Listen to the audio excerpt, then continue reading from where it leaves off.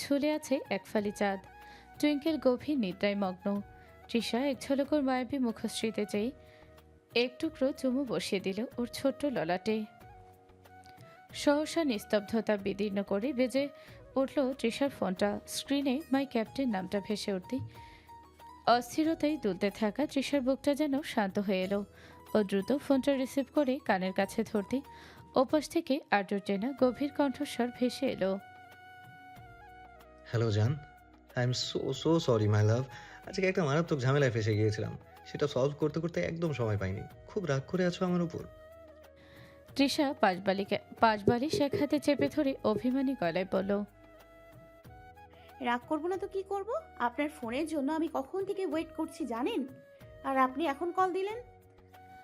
ওপাশে আর্য একটু হাসলো, নরম গলায় বলল, আচ্ছা বাবা, আই এম রিয়েলি সরি। কান ধরছি, যদিও তুমি দেখতে পাচ্ছ না। ট্রাস্ট মি, সারাদিন ওই ডেকের ওপর দাঁড়িয়েও আমার মনটা শুধু তোমার কাছেই পড়েছিল। এই যে ডিউটি শেষ করেই কিন্তু এক কাপ পানিও না খেয়ে আগে তোমাকে কল দিয়েছি। এখন কি রাগ থাকবে? আর্যর এমন আদরে কথায় তৃষার ঠোঁটের কোণে হাসি ফুটে উঠল। ও বিছানায় গা এলিয়ে দিয়ে বলল, আচ্ছা ঠিক আছে, এবারের মতো মাফ করলাম। ডিনার করেছেন? হুম, এখনো করিনি। মেসে যাবো এখন। তোমার গলাটা কেমন যেন একটু ভারী লাগছে মাই লাভ। শরীর খারাপ নাকি তোমার? সত্যি করে বলো তো। আর্যর কণ্ঠে চট করে তীব্র উদ্বেগ আর ভালোবাসা টের পাওয়া গেল। তৃষা মুচকি হেসে পেটে হাত রাখল। ভেতরের সুখবরটা যেন এখনই উপচে পড়তে চাইছে। ও নিজেকে সামলে নিয়ে একটু রহস্যের সরে বলল, ধুর, কি যে বলেন, আমি একদম পারফেক্ট আছি। সত্যি তো? একদম তিন সত্যি। ওকে, বাই দ্য ওয়ে, মাম্মাম কি করছে? তৃষা এক ঝলক পাশে শুয়ে থাকা টুইঙ্কেলের দিকে চাইল। ও আমার পাশেই, তবে ঘুমিয়ে আছে। আচ্ছা। আচ্ছা শুনুন। জি বলুন। তৃষা খানিক আমতা আমতা করে বলল, আসলে আপনাকে একটা ভীষণ বড় গুড নিউজ দেওয়ার আছে, শুনবেন? কি গুড নিউজ? তৃষা ঠোঁট কামড়ে হেসে মাথা নাড়ল, যেন আর্য উপাস থেকে তা দেখতে পাচ্ছে। ও চোখ দুটো বন্ধ করে বলল, এত সহজে বলবো না, অনেক বড় নিউজ। একটু সাসপেন্স তো থাকা দরকার। আপনি জাস্ট একটু গেস করেন না। মাই লাভ, প্লিজ এভাবে আটকে রেখো না। এমনিতেই কতদিন তোমার থেকে দূরে আছি, তার উপর এমন করলে তো আমার কিউরিওসিটিতে আজ রাতে ঘুমিয়ে আসবে না। কি হয়েছে বলো? তোমার ইউনিভার্সিটির কোনো ভালো খবর নাকি অন্য কিছু? আর্য উপাস থেকে রীতিমতো আকুল হয়ে জোরে জোরে শুরু করে দিল। তৃষা ফিসফিস করে বলল, না, ইউনিভার্সিটির কিছু না, তবে তার চেয়েও হাজার গুণ বড় খবর। কিন্তু আমি এখন ফোনে কিছু বলবো না। আপনি যখন নেক্সট টাইম পোর্টে ব্যাক করবেন, তখন একবার সামনাসামনি জড়িয়ে ধরে বলবো। আর্য উপাস থেকে একটা গভীর শ্বাস ফেলে একটু নিচু মাদকতা ভরা কণ্ঠে বলল, Trisha, this is not fair. তুমি কিন্তু একজন দূর দেশে থাকা হাজবেন্ডের ওপর টর্চার করছো। এমন করলে কিন্তু আমি এখনই স্পিড বোট নিয়ে চলে আসবো তোমার কাছে। আসুন। আমি কি মানা করেছি নাকি? দেখো বউ। তৃষা থমকালো। জীবনে প্রথমবারের মতো আর্যর মুখে বউ সম্বোধনে ও স্তব্ধ নির্বাক। হৃদস্পন্দন যেন এক মুহূর্তের জন্য থমকে গিয়ে পরক্ষণে দ্বিগুণ বেগে ছুটতে লাগলো। গালের ওপর এক ঝলক তপ্ত লালিমা ছড়িয়ে পড়ল ওর। ফোনের ওপাশ থেকে আর্য হয়তো তৃষার এই নীরবতার পেছনের লাজুক মনোভাবটা টের পেল। তাই ওকে জ্বালাতে আরো মাদকতা মিশ্রিত কণ্ঠে নিঃশব্দ সুরে বলল, কি হলো বউজান, একদম চুপ মেরে গেলে যে? তৃষা বালিশে মুখ গুজে নিজের লাল হয়ে ওঠা গাল দুটো লুকানোর ব্যর্থ চেষ্টা করলো। হৃৎপিণ্ডের ধকধক আওয়াজটা ও নিজেই স্পষ্ট শুনতে পাচ্ছে। ও কোনোমতে নিজেকে সামলে নিয়ে একটু জড়তা জড়ানো গলায় বলল, আপনি না বড্ড দুষ্টু হয়ে গেছেন। তাই নাকি বউজান? ক্যাপ্টেন, হুম, দেখুন এমন করছেন কেন? কেমন করছি? এভাবে কেউ ডাক শোনে? তাহলে কিভাবে শোনে মিসেস? ধুর। আর্য এবার একটু শব্দ করে হেসে উঠল। ওকে ওকে মাই লাভ, বাট একটা রিকোয়েস্ট করবো। তৃষা আনমনে বলল, করুন। I want see you once. ক্যামেরাটা অন করো তো।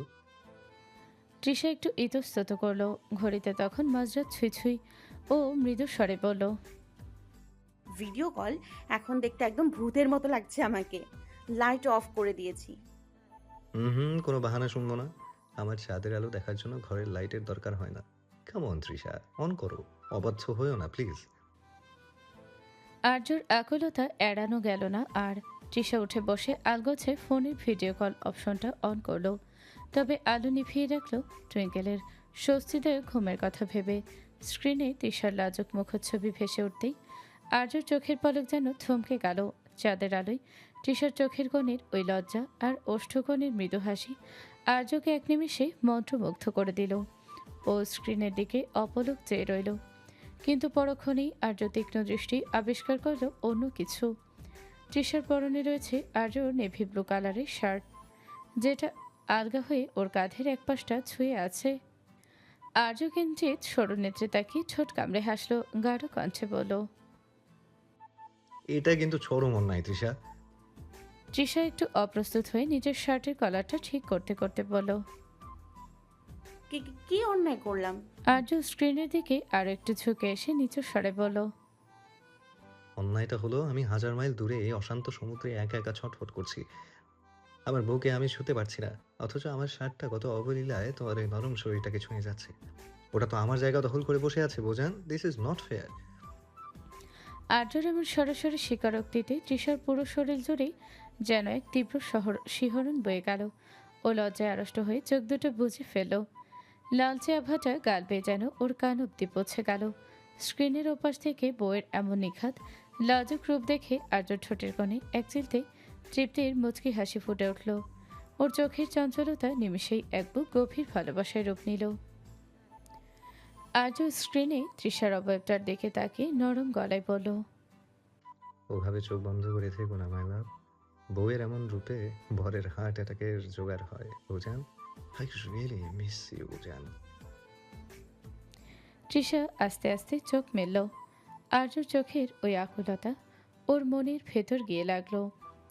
ও শার্টের হাতাটা আঙুল দিয়ে মোচড়াতে মোচড়াতে ফিসফিস করে বলল। ক্যাপ্টেন, খুব তাড়াতাড়ি ফিরে আসুন না প্লিজ। আর্য একটা দীর্ঘশ্বাস ফেলে ঘড়ির দিকে তাকালো। মাঝরাত পেরিয়ে গেছে, বেশ কিছুক্ষণ হলো। ও আর তৃষাকে জাগিয়ে রেখে কষ্ট দিতে চাইল না। কণ্ঠস্বরে একরাশ আদর মিশিয়ে আর্য বলল। খুব জলদি আসবো বউজান, বাট এখন অনেক রাত হয়েছে। So no more torture.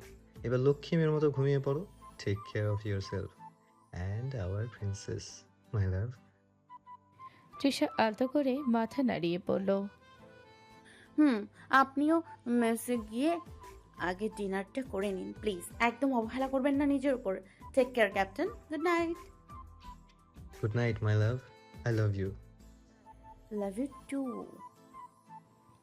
কলটা কেটে যেতেই পুরো ঘরটায় আবার সেই নিস্তব্ধতা নেমে এলো।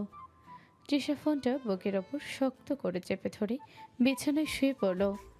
আজও রেখে যাও শার্টের সুবাস আর ওর এই বউজান ডাকটা যেন এখনো ঘরের বাতাসে ভাসছে। ও এক হাত পেটের ওপর রেখে পরম শান্তিতে চোখ দুটো বন্ধ করল। মহাকালের অবিনশ্বর রথচক্রে পিষ্ট হয়ে সময়ের স্রোতে নিমিষেই অতলান্ত গর্ভে তলিয়ে গেছে এক একটি দিন। নিয়তির অলক্ষ্য আবর্তনে বিদায় নিয়েছে প্রহর। আর দিনপঞ্জিকার জীর্ণ পাতা থেকে এক এক করে খসে পড়েছে দীর্ঘ ৮টি মাস। তৃষা এখন ৮ মাসের অন্তঃসত্ত্বা। ওর দেহ গড়নে মাতৃত্বের চিরন্তর রূপটি আজ স্পষ্ট। উদরটি বেশ স্ফীত, পাদুরতে এসেছে মৃদু ফোলা ভাব। অলস অপরাহ্নের নরম আলোয় দোতলার ঝুল বারান্দায় আরাম কেদারা পেতে বসে বাহিরের দূর সীমানার দিকে চেয়ে আছে তৃষা। পাশে রাখা ফোনটাই লোপে চলছে মেসেঞ্জারে আসা আর্যর সেই চেনা গভীর কণ্ঠের ভয়েস মেসেজ। দিন কয়েক আগে তৃষা যখন আদুরে গলায় শুধিয়েছিল ও আর্যর ঠিক কি হয়, তখন আর্য জবাবে গিয়ে শুনিয়েছিল এই গানটি। तू ही है आशिकी, तू ही आवारगी, तू ही है जिंदगी, तू ही जुदा। तू इब्तिदा मेरी, तू इंतहा मेरी, तू ही मेरा जहां, तू ही जुदा। तू मेरी रूबरू हशे में, तू ही तू, तू पहली आरज़ू तू ही है आशिकी, तू ही आवारगी, तू ही है जिंदगी, तू ही जुदा। हर अरसा जिक्र तेरा छेड़े, हर लम्हा दिल छलनी कर जाए। सजदे में मानता नहीं पर जिद आज है खुदा मिल जाए। तुझ में लिखा हूँ मैं, तुझसे जुदा हूँ मैं, तू मेरा रोग है, तू ही दवा। तू ही है आशिकी, तू ही आवारगी, तू ही है जिंदगी, तू ही जुदा। প্রতিদিনই একাকী অলস সময়গুলি আর্যর এই কণ্ঠটুকুই তৃষার বেঁচে থাকার পরম রসদ হয়ে ওঠে। ও আনমনে পেটে হাত বুলিয়ে এক অদ্ভুত সুখের আবেশে চোখ দুটো বুঝল। আকস্মিক ছেদ পড়ল নির্জনতায় প্রতিদিনের চিরচেনা নিয়মে। ফলের থালা হাতে চঞ্চল পদক্ষেপে মা ও মা করতে করতে কক্ষে প্রবেশ করল টুইঙ্কেল। এই দীর্ঘ ৮ মাসের ব্যবধানে ও যেন বেশ খানিকটা বড় হয়ে উঠেছে। চপলতাটুকু আগের মতো থাকলেও ওর স্বভাবের মাঝে এখন এক অদ্ভুত পরিপক্কতা। সবচেয়ে বড় কথা, তৃষার প্রতি ওর যত্নের বহর এখন দেখার মতো।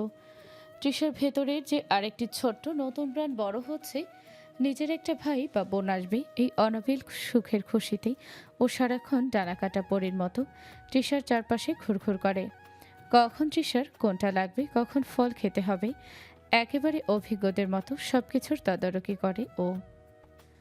টুইঙ্কেল ফলের থালাটা পাশে রেখে কোমরে হাত দিয়ে বেশ শাসন করার ভঙ্গিতে বলল, মা, আবার তুমি বারান্দায় এসে বসে আছো, বাতাস লাগছে তো। আর এই যে আপেল কাটিংটা রেখে গিয়েছিলাম, একটা পিচও মুখে তোলনি কেন? This is not fair. Trisha চোখ মেলে টুইঙ্কেলের পুচকে অভিভাবকত্ব দেখে হেসে ফেলল। ও টুইঙ্কেলের তুলতুলে গালটা আলতো করে টেনে দিয়ে বলল, আরে বাবা, এই তো জাস্ট একটু ফ্রেশ এয়ার নিতে এলাম। আর তোমার এই আপেলগুলো না একদম মিষ্টি না, কেমন যেন পানসে। টুইঙ্কেল অমনি চোখ কপালে তুলে বড়দের মতো মাথা নাড়ল। ও গড মা, don't make excused. Doctor uncle কি বলেছে মনে নেই? নাও হা করো তো।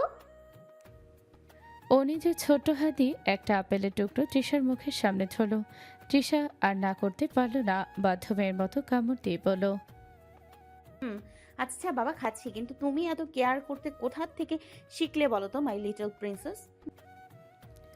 টুইঙ্কেল গর্বে বুক ফুলিয়ে চটচট করে জবাব দিল, I am going to be a big sister মা, সো রেসপন্সিবিলিটি তো আমারই, তাই না? মেয়ের মুখে দায়িত্বের কথা শুনে তৃষার মনের ভেতরটা আবার এক অজানা ভালোবাসায় ভরে উঠল। ও টুইঙ্কেলকে টেনে নিজের বুকের কাছে জড়িয়ে ওর ছোট্ট ললাটে চুমু এঁকে বলল, প্রিন্সেস তোমারই, কিন্তু এই দায়িত্বের চক্করে মা যে তার প্রিন্সেসটাকে কাছে পাচ্ছে না, তা কি খেয়াল করেছো? হামিদা বেগমরা বিশেষ একটি পারিবারিক প্রয়োজনে দিন কয়েক হলো গ্রামে গিয়েছেন। কোলাহল মুখর এই তিলোত্তমা শহরে এখন কেবল আদ্রিয়ান আর মেহসানা। তবে আজকের সকালটা যেন কোনো এক অলক্ষ্য নিয়মে ভীষণ এলোমেলো কাটছিল। সকালে রান্নাবান্না সারতে মেহসানার বেশ খানিকটা দেরি হয়ে যাওয়ায় আদ্রিয়ান সকালের আহারটুকু না করে তাড়াহুড়ো করে হসপিটালের উদ্দেশ্যে বেরিয়ে গিয়েছিল। এমনকি দুপুরের খাবারটাও ওর সঙ্গে নিয়ে যাওয়ার অবকাশ পায়নি। তাই মেহসানা ভার্সিটির ক্লাস শেষ করেই এক ছুটে বাসায় এসেছিল। আদ্রিয়ানকে কয়েকবার মুঠোফোনে যোগাযোগের চেষ্টা করলেও ওপাশ থেকে কোনো সাড়া মেলেনি। ফোনটা অবিরাম বেজেই যাচ্ছিল। তীব্র আকুলতা আর একটা সূক্ষ্ম অভিমান বুকে চেপে মেহসানা নিজেই হসপিটালের উদ্দেশ্যে রওনা হলো। ওর শুতে ইচ্ছে ছিল আদ্রিয়ানকে এক প্রকার জোর করে হসপিটাল থেকে বাসায় ফিরিয়ে আনবে, তারপর দুজনে মিলে একসাথে নিভৃতে লাঞ্চটা সারবে। হসপিটালের দীর্ঘ করিডোর পেরিয়ে আদ্রিয়ানের কেবিনে দোরগোড়া এসে পৌঁছাতেই মেহসানার চঞ্চল পায়ের গতি থমকে গেল আচমকা। দরজার স্বচ্ছ কাচের অন্তরাল দিয়ে ভেতরের দৃশ্যপটে চোখ পড়তেই ওর ভেতরে সমস্ত শান্তভাব নিমিষেই কর্পূরের মতো উড়ে গেল। কেবিনের অভ্যন্তরে আদ্রিয়ানের ঠিক মুখোমুখি দাঁড়িয়ে আছে এক নব লেডি ইন্টার্ন। মেয়েটি কেবল আদ্রিয়ানের সাথে পেশাগত কথাই বলছে না, বরং বেশ আঠার মতো লেপ্টে থাকার ভঙ্গিতে সুযোগ বুঝে ওর গায়ের ওপর ঢলে পড়ার চেষ্টা করছে। কথার ছলে তার চপল হাসির ছটা আর আদ্রিয়ানের সাথে এমন গা ঘেঁষাঘেঁষির দৃশ্য দেখে মেহসানের মাথার প্রতিটি রগ চট করে অগ্নিশর্মা হয়ে উঠল। বুকের গহীনে এক তীব্র ঈর্ষার দাবানল জ্বলে উঠল ওর। ও আর এক মুহূর্ত সেখানে স্থির হয়ে দাঁড়িয়ে থাকতে পারল না, উল্টো পায়ে করিডোর ধরে হনহন করে বেরিয়ে আসতে চাইল। ওর হরিণ চোখ দুটো তখন চরম ক্ষোভ আর অভিমানে টলমল করছে। ঠিক তখনই কেবিনের পাল্লা খোলার শব্দ হলো। মেহসানাকে তপ্তপায়ে চলে যেতে দেখে আর্জেন ঝড়ের বেগে পরিস্থিতি আঁচ করতে পারল। ও দ্রুত ওই ইন্টার্ন মেয়েটিকে ওখানে থামিয়ে দিয়ে নিজের সমস্ত গাম্ভীর্য বিসর্জন দিয়ে মেহসানার পিছে পিছে ছুটে এলো। করিডোরের মাঝখানের উন্মুক্ত জায়গায় মেহসানের নরম হাতটা খপ করে চেপে ধরে ও এক প্রকার সজোরে টেনে নিজের দিকে ঘোরালো। কিছুটা হাঁপাতে হাঁপাতে ব্যাকুল কণ্ঠে বলল, মেহু লিসেন, তুমি তুমি সেরকম ভাবছো ব্যাপারটা? মোটেও সেরকম নয়। She was just acting about a patient case. Please এইভাবে রিয়াকশন করো না। মেহসানা এক ঝটকায় নিজের হাতটা ছাড়িয়ে নেওয়ার বিফল চেষ্টা করে তীব্র ক্ষোভ মেশানো গলায় বলল, ও রিয়েলি ডক্টর আদ্রিয়ান, পেশেন্টের কেস নিয়ে ডিসকাশন বুঝিয়ে ওভাবে গায়ের উপর গায়ে ঢলে পড়ে করতে হয়? This is so disgusting. আপনার ফোন রিসিভ করার মতো সময় হয় না, লাঞ্চ করার সময় হয় না, অথচ কেবিনে বসে এমন ফ্লার্ট করার ব্যাকুলতা ঠিকই থাকে, তাই না? দেখো, তুমি যেমনটা ভাবছো তেমনটা একদমই নয়। মেহসানা পুনরায় ঝটকায় নিজেকে ছাড়িয়ে নেওয়ার চেষ্টা করলো। আমি কি ভাবছি না ভাবছি সেটা নিয়ে আপনার ভাবার প্রয়োজন নেই মিস্টার। আমারই ভুল হয়েছিল আপনার প্রতি অতিরিক্ত দরদ দেখিয়ে হাত পুড়িয়ে রান্না করা। আজ এবার মেহসানের দুই কাঁধ শক্ত করে আঁকড়ে ধরে ওর চোখের কৃষ্ণ গহীনে তাকালো। ওর কণ্ঠে একাধারে অনুনয়ের গভীর ভালোবাসা মিশ্রিত ধমক। Mehu, just stop it. Look at my আউজ। তুমি খুব ভালো করে জানো আমার এই লাইফে তুমি ছাড়া অন্য কোনো মেয়ে কোনো অ্যাক্সিডেন্টই নেই। আই এম সো সরি যে আমি ফোনটা খেয়াল করিনি, ওটা সাইলেন্ট ছিল। But please don't misunderstand me. আজেনের বলিষ্ঠ শক্ত বন্ধন হতে নিজেকে মুক্ত করার প্রয়াসে ছটফট করতে লাগলো। ডাগর নেত্র কানের বেয়ে টুপটাপ গড়িয়ে পড়ল দুফোঁটা অশ্রুকণা। সন্তর্পণে সেটি লুকিয়ে ভেজা কণ্ঠে ও বলল, হাত ছাড়ুন, জাস্ট লিভ মি অ্যালোন। কোনো অধিকার নেই আপনার আমার উপর এভাবে জোর খাটানো। আজেন বাঁধন আরো কিছুটা শক্ত করে থমথমে গলায় বলল, অধিকার নেই মানে? Mehu, I am your husband. Husband? Oh really? Mehsan একটা তিক্ত তাচ্ছিলের হাসি হাসলো। সে হাসিতে কোনো আনন্দ ছিল না, ছিল কেবল বুক ফাটা আর্তনাদ। ও আদ্রিয়ানের চোখের দিকে সোজা তাকিয়ে কাঁপানো গলায় বলল, নামের পাশে একটা কাগজে সিলমোহর বসিয়ে দিলেই বুঝি হাজবেন্ড হওয়া যায় মিস্টার আদ্রিয়ান? আজ আমাদের বিয়ের দীর্ঘ কয়েকটা মাস পার হয়ে গেছে, অথচ আমাদের রিলেশনশিপটা কেমন আপনি জানেন না? It's not even normal. আজও আমরা দুজন দুটো আলাদা মেরুর বাসিন্দা হয়ে আছি, যেখানে কোনো স্বাভাবিকতাই নেই। সেখানে আপনি কোন অধিকারের কথা বলছেন? মেহসানের অবাধ্য চোখের জল ওর শার্টের ওপর টুপটুপ করে খসে পড়ছে। আদ্রিয়ান স্তব্ধ হতেই মেহসানা এই সুযোগে এক ঝটকায় ওর শিথিল হয়ে আসা হাত দুটো সরিয়ে দিল। চোখের জলটা হাতের উল্টো পিঠ দিয়ে মুছে অত্যন্ত শীতল কিন্তু ভাঙা গলায় বলল, একটা নর্মাল সম্পর্কে যেটুকু ভরসা আর টান থাকে আমাদের মাঝে তার কিছুই করে ওঠেনি। তার উপর প্রতিনিয়ত এমন এক একটা দৃশ্য। I just can't take this anymore Adrian. This is too much for me. আর একটা মুহূর্ত আদ্রিয়ানের উত্তরের অপেক্ষায় মেহসানা সেখানে দাঁড়িয়ে রইল না। করিডোরে ভিড় ঠেলে ও প্রায় দৌড়ে হসপিটালের প্রধান ফটকের দিকে এগোতে লাগলো। তবে আদ্রিয়ানও দম্বর পাত্র নয়, ওর তো কোনো দোষ নেই। যত দূরত্ব সব তো মেহসানার কারণেই। মেহসানাই তো এতদিনের সম্পর্কটাকে নর্মাল করতে দেয়নি, তাহলে আজ কেন ওকে দোষারোপ করলো? বাসায় ফিরেই দরজায় সিটকেনি লাগিয়েছে মেহসানা। পিছু পিছু এসেছে আদ্রিয়ানও, তবে সেদিকে কোনো ভ্রুক্ষেপ নেই মেহসানার। আদ্রিয়ানের ধৈর্যটা এবার বাদ ভাঙল গেল। ও দরজার ওপাশে দাঁড়িয়ে অবিরাম করাঘাত করতে লাগলো। Mehu, open the door, you need to talk. মেহসানার কোনো সারা শব্দ নেই। আদ্রিয়ানের মেজাজ এবার সপ্তমে চলল। ও এক প্রকার চিৎকার করে বলল, মেহু, জাস্ট ওয়ান লাস্ট ওয়ার্নিং। তুমি যদি নেক্সট 30 সেকেন্ডের মধ্যে দরজা না খোলো, আমি কিন্তু সত্যি দরজাটা ভেঙে ফেলবো। I am serious. তবু ভেতরটা নিস্তব্ধ। আদ্রিয়ান আর